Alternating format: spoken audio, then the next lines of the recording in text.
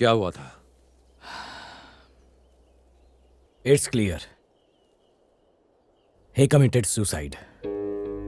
मेरे भाई की किसी के साथ दुश्मनी नहीं थी और ना ही वो कायर था कि वो खुदकुशी कर ले। क्या हुआ था? राम, मैं जानता हूं तुम दोनों कितने करीब थे। I understand. वो मेरी बहन का सुहाग था। इन्वेस्टिगेशन के दौरान मैं वहां मौजूद था। लेट्स बी प्रैक्टिकल राम, चीजों को और कॉम्प्लिकेटेड करने से क्या फायदा? भाई होने के नाते मुझे पूरा हक है यह जानने का कि मेरे बड़े भाई के साथ क्या हुआ था। प्रैक्टिकल होकर बात करूं तो मैं तुमसे रिक्वेस्ट नहीं कर रहा, पूछ रहा हूं, व्हाट हैपेंड? सर, हमारे पास कोर्ट का ऑर्डर है, हमें बिल्डिंग तोड़नी पड़ेगी। जो ऑफिसर हमसे पंगा लेता है वो आइंदा कभी दिखाई नहीं देता है। अगर तुम में से कोई मर्द का बच्चा है, किसी में दम है, तो गिराओ बिल्डिंग। हम नहीं गिराएंगे सर, लेकिन हमारे नए डीसी वो आपको छोड़ेंगे नहीं। कौन है वो जोकर? आपने सिर्फ पुलिस की वर्दी पर स्टार्स देखे होंगे, लेकिन इनकी किस्मत में स्टार्स है। अन्याय भी जिनसे कांपता है, न्याय के ऐसे महान देवता है वो।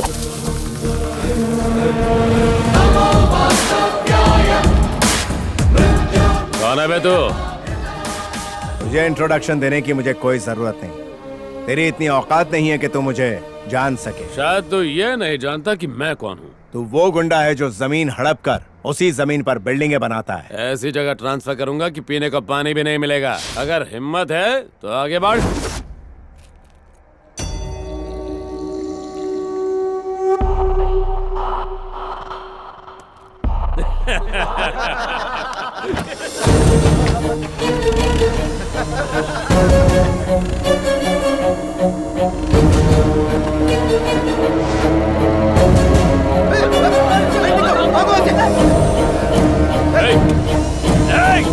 पागल हो गया क्या?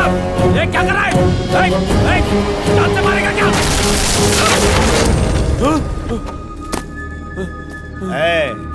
5 साल पावर में रहकर जब तुझमें इतना घमंड आ सकता है तो सोच 58 साल पावरफुल पोस्ट में रहने वाले मुझ में कितना घमंड होगा। सुनो इंस्पेक्टर, गवर्नमेंट ऑफिसर्स की ड्यूटी में रुकावट और उन्हें धमकाने के जुर्म में इसे अंदर डालो। पागल हो गया है क्या? एक बार और सोच ले। सोचना तब पड़ता है जब गलत काम करना हो। सही काम करने के लिए सोचने की जरूरत नहीं पड़ती। मैं तुझे छोड़ूंगा नहीं। IAS ऑफिसरों को साधु नहीं। मुझसे पंगा लिया तो मार डालूंगा। ऑफिसर सर, बिल्डिंग डिमोलिश कर दो। Okay sir.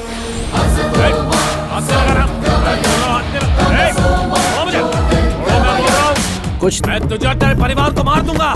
तुम्हारा भाई बड़ा गुस्से वाला था। जब उसे इस बात का पता चला तो वो बदला लेने कॉर्पोरेटर के घर चला गया।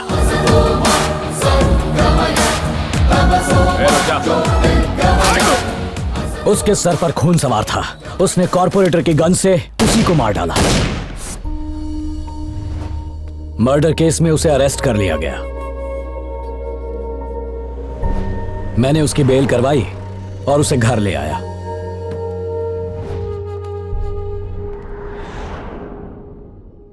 और अगले ही दिन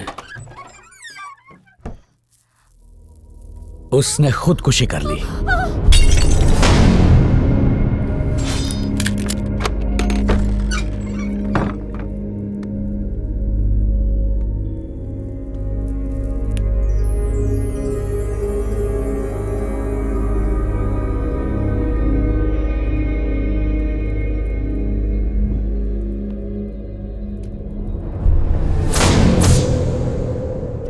look, it's a clear case of suicide.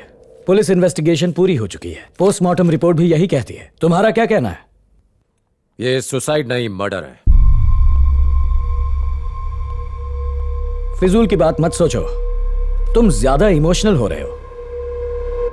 पूरा कमरा सबूतों से भरा है sir. What do you mean? Evidence number 1, भाई के पर्सनल कमरे के टेबल के बगल वाले पर्दे। आज भी मुझे उनमें से गांजे की बदबू आ रही थी।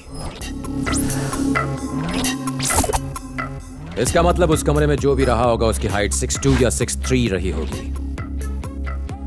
एविडेंस नंबर 2, भाई के कमरे में रखा हुआ बीन बैग। उसमें ऐसा निशान तभी आता है जब कोई भारी या लंबा इंसान उस पर बैठा हो। इसका मतलब यह हुआ कि उस पर बैठने वाले इंसान का वजन लगभग 100 किलो होगा। भाई को धूल पसंद नहीं थी, इसलिए वो खिड़की के पास नहीं बैठते थे। अगर बैठे भी होते तो उस पर इतना गहरा गड्ढा नहीं होता। एविडेंस नंबर 3, ये बताइए कि आपको भाई के कंप्यूटर पर किसी की उंगलियों के निशान मिले? रिपोर्ट के मुताबिक तो किसी के नहीं मिले। क्यों? नामुमकिन। उस पर भाई के फिंगरप्रिंट्स तो मिलने ही चाहिए थे।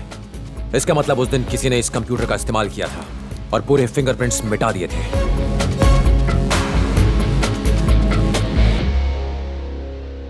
लास्ट एविडेंस है भाई के गले में लगा हुआ फंदा। आपने गांठ पर गौर किया?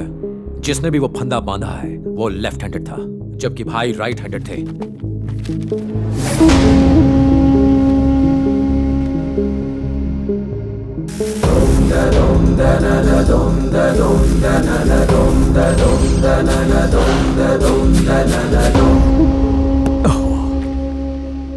मुझसे इतनी बड़ी गलती कैसे हो गई? सर, हो सकता है कि ये चूक जानबूझकर की गई हो। मैं आपके डिपार्टमेंट को दोष नहीं देता, लेकिन बिना पुलिस के सपोर्ट के एक आईएएस ऑफिसर के मर्डर पर यूं पर्दा डालना बहुत मुश्किल है।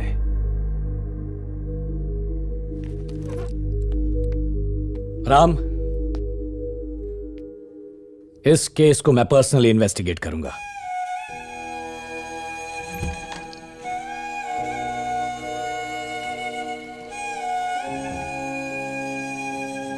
जल्दी से फॉरेंसिक डिपार्टमेंट को इन्फॉर्म करो।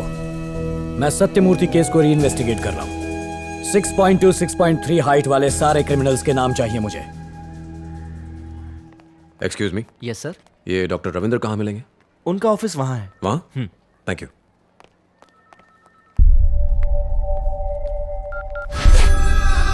हाँ बोल। राम डॉक्टर रविंद्र से मिलने आए हैं। मुझे डॉक्टर रविंद्र से मिलना है। रविंद्र सर तो 2 दिन की छुट्टी पर है।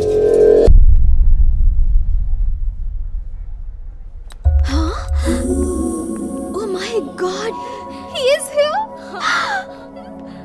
Go, you guys go. Okay.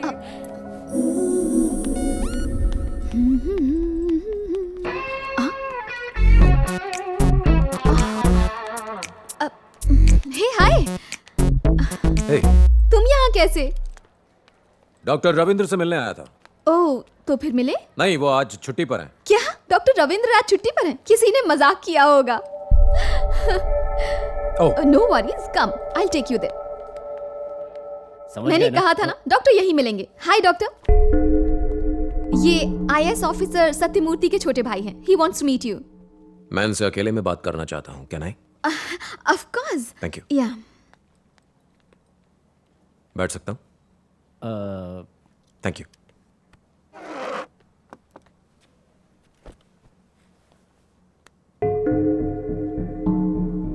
मेरे भाई आईएएस सत्यमूर्ति की पोस्टमार्टम रिपोर्ट जो आपने बनाई मैंने पढ़ी। What about it? नथिंग। अगर कोई लटक कर सुसाइड करता है तो उसके गले पर वी मार्क होता है। अगर कोई जबरदस्ती फंदा डाले तो ओ मार्क होता है। मेरे भाई के गले पर ओ मार्क था। रिपोर्ट तो सही है ना? कहना क्या चाहते हो? कोई कुछ भी कहेगा और मैं रिपोर्ट बदल दूंगा। मैंने ये कब कहा? ये तुम खुद कह रहे हो। देखो, तुम आर्मी ऑफिसर हो तो अपना दिमाग बॉर्डर पर लगाओ। मुझे यहाँ भाषण देने की कोई जरूरत नहीं है। सुनो, पोस्टमार्टम होने के बाद ही ये रिपोर्ट बनाई गई है। अगर तुम्हें कोई प्रॉब्लम लग रही है तो जाके पुलिस में रिपोर्ट करो। मेरे पास तुम्हारी बकवास के लिए टाइम नहीं है। अब तुम जा सकते हो।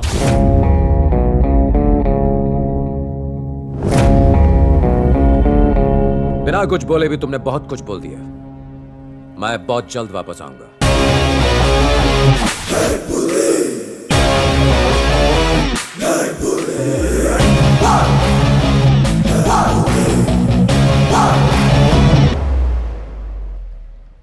कबूतर उड़ गया। तुम कहाँ उड़ रही हो? बात हो गई? हाँ। दाल में कुछ तो काला है boss.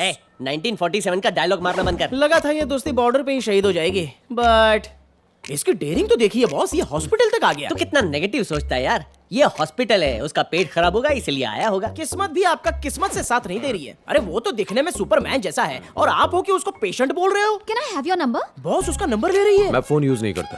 Sorry. Your home address, residence number, anything? घर शिफ्ट करने वाला हूँ। आप एक नंबर के भोले भंडारी हो। सबसे पहले शुरुआत होगी चैटिंग से, चैटिंग के बाद फिर मीटिंग होगी और मीटिंग के बाद शॉपिंग होगी, फिर वो उसको घर लेने और छोड़ने आएगा और उसके बाद शादी की बात चलेगी और फिर अब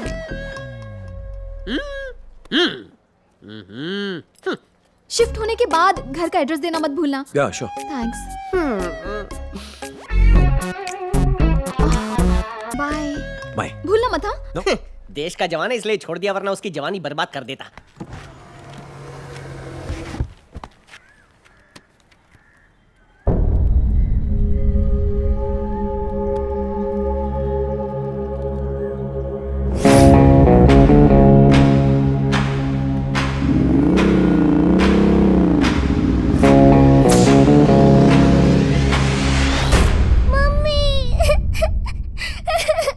क्या हुआ बेटा? रो क्यों रही हो? पापा अच्छे नहीं थे। ये किसने कहा? मेरे फ्रेंड्स बोल रहे हैं। रितु आओ, कम बैठो, कम। पापा को सबसे ज्यादा कौन जानता है? मैं जानती हूँ। है ना? और तुम्हारी माँ? उन्हें नहीं पता। नहीं पता?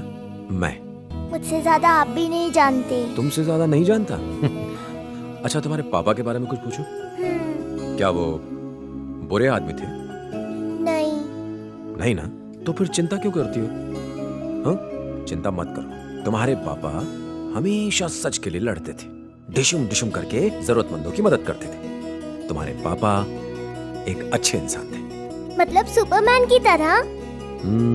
Super human.